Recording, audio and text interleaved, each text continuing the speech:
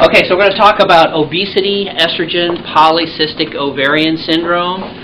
We're going to talk about fertility. We're going to talk about the changes that occur after surgery, and then the solution to certain cravings and other emotional changes that we'll see after the surgery. Okay. Heavy women have high estrogen. Okay? Heavy women often have diabetes with high levels of blood sugar because the bodies become relatively insulin resistant and the blood sugar overwhelms the ability to control the sugar. In the same way, the body demands a certain amount of estrogen for different parts of the body to work. High estrogen in women is common. As they get heavier, they get more resistant to the estrogen. And when they get resistant to the estrogen, the pituitary sends out a signal to the ovaries to actually release more estrogen, which has a side effect of making you heavier. Which then you become resistant to the estrogen, you send a signal to the pituitary, which releases extra estrogen from the ovaries, which as a side effect puts on more weight. So it's this vicious cycle. And at the end of that vicious cycle, there's so much estrogen being made that estrogen spills over from its normal metabolic pathway, and it actually starts to make some testosterone. So you'll see women who may develop facial hair and acne and even male pattern baldness.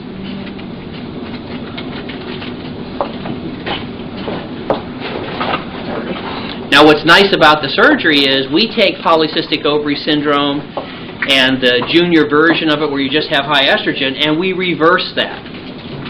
Within hours of the surgery, estrogen levels begin to decline. And that's wonderful. Because high estrogen is associated with blood clots, breast cancer, endometrial cancer, and there's a study from Canada that women who had gastric bypass had an 85% decrease in breast cancer. So this is really good news that we take this abnormally high estrogen in heavy women and we drop it down to a low level. Sounds good. But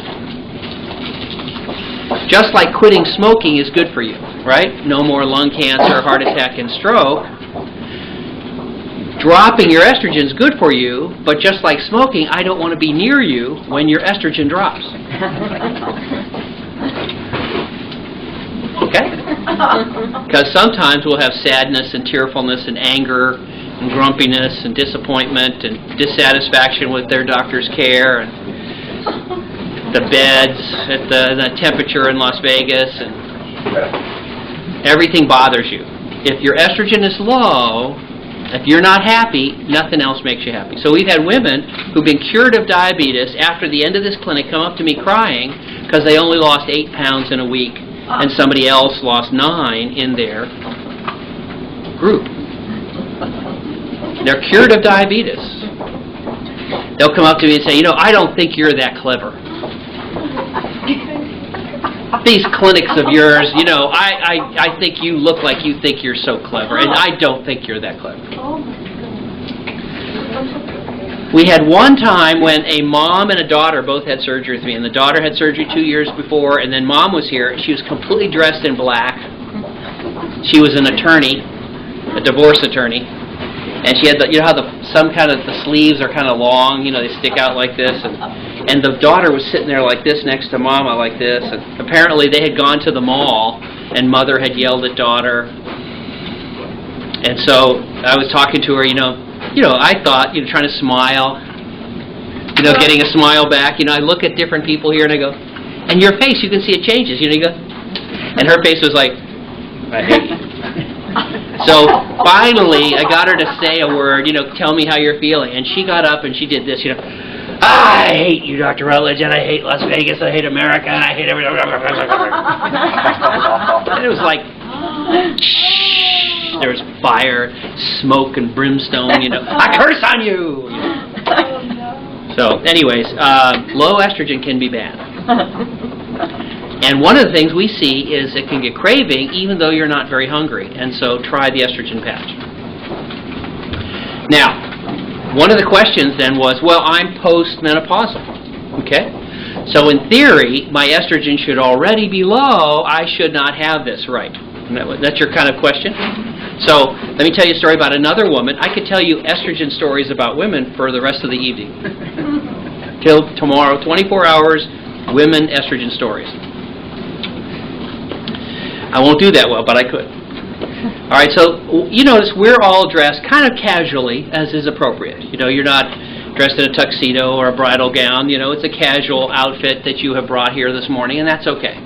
But sometimes one of our patients was from California, and she came dressed in a suit, you know, and high heels and stockings, you know, and very nicely, you know, dressed, and, you know, very professional the whole time. And she had surgery, and about 2 or 3 days after surgery, she called me. Everything was wrong, you know, just everything. I don't like you. I don't like the hospital. I don't like Las Vegas. I don't like the beds. I don't like the cabbies. I don't like the bandages. I don't like my wounds. You know, everything was bad. And I listened. I couldn't find anything that I thought I could really. I don't know if I can change my personality and the temperature in Las Vegas. So after listening for a while, I didn't find anything serious that I thought was wrong. So I said, I thought in a nice way, maybe, possibly, you might want to consider a trial of the estrogen patch. Well, flames were I thought would come through the telephone. Thank you. She said, Dr. Rutledge, you know, I just have no respect for you. I come to you with my problems, you put them off on my gender, and you have no idea about my medical history because I've had surgical menopause, and this is just another example of da da da da da da da da. So I said, I'm sorry, you know, I thought it might help, and forgive me, and let's go through all your problems again. I said, so we went through each one again. You know, I'm sorry about the cabbie, I'm sorry about the hotel, I'm sorry about this. Finally, at the end of it, I said, I know, you know, it probably won't help, but would you mind, as a special favor to me, to try the estrogen patch? Okay, fine. Okay, next day was clinic, and she came in to clinic completely dressed in her suit again. Okay? Total smiles. Dr. Rutledge is great. The surgery is great. I love Las Vegas. And I'm looking, maybe I'm forgetting who I was talking to. And so she said, I'd like to have my staples out, but I'd like to do it privately. So we stepped out to go take her staples out. And I asked her, I said, you know, seemed like you're doing well. She says, yes. I said, did you try that estrogen patch? She said, yes, but it didn't work. And I said, yes, dear. And she's been real happy with the surgery and got off her estrogen patch. So in theory, you should not need it. But we have seen several either menopausal or surgical menopausal patients in whom they had a change in their estrogen. Now, in theory, there is a little bit of estrogen left behind. A very small amount of estrogen is created in the peripheral cells of the body. Even the fat cells, the adrenal glands can make some. So we rarely see it, but even postmenopausal women. So are you here with somebody today? Could I be introduced? Oh, this is my husband, Ben. Hey, Ben. Hi. Heads up. That's what I was saying. Yeah, where can I get this stuff? Yeah, all right.